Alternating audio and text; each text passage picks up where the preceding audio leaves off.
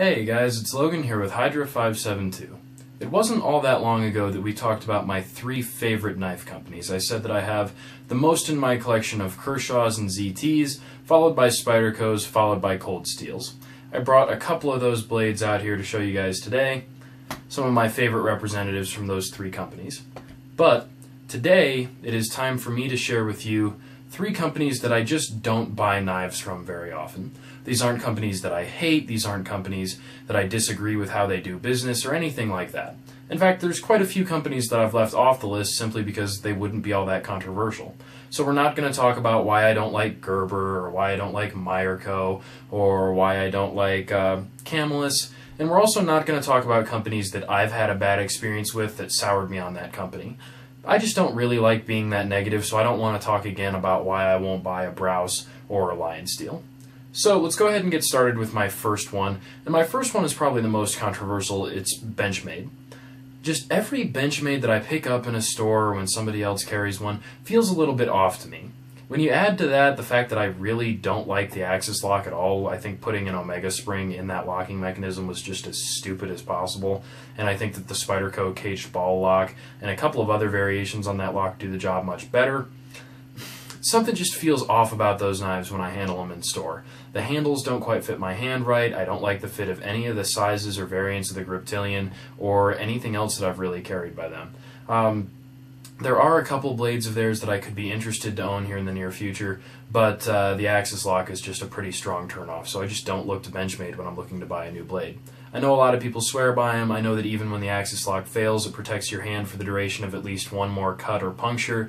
I just can't get into that. I think there's no reason that we couldn't have used a coil spring to do pretty much that job.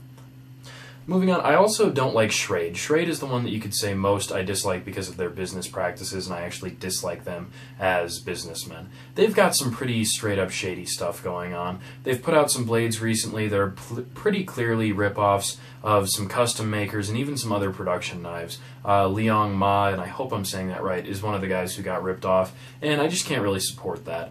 Add to that the fact that I've seen quite a few videos of unboxings where there were significant cracks in structural parts of a knife, or people removing a knife bought straight from a retailer that had a completely cracked blade, and I just can't really get into Schrade. They also sort of edge into that territory of using shady materials, making up names of steels that nobody else has ever heard of before because they don't exist, all sorts of stuff like that that's concerning. And then my third choice also might be a tad controversial. It's Quartermaster.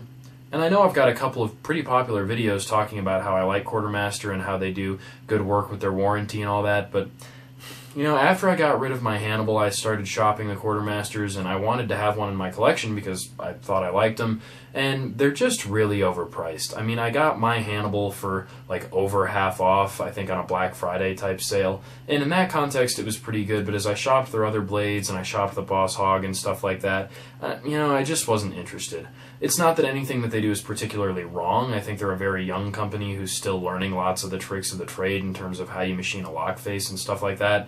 I just, you know, when you're selling blades for $200, you're getting into the area of presentation grade knives like the Spyderco Volatin and less polished but more functional knives like the ZT-0200, and somewhere around here I have my ProTech TR4.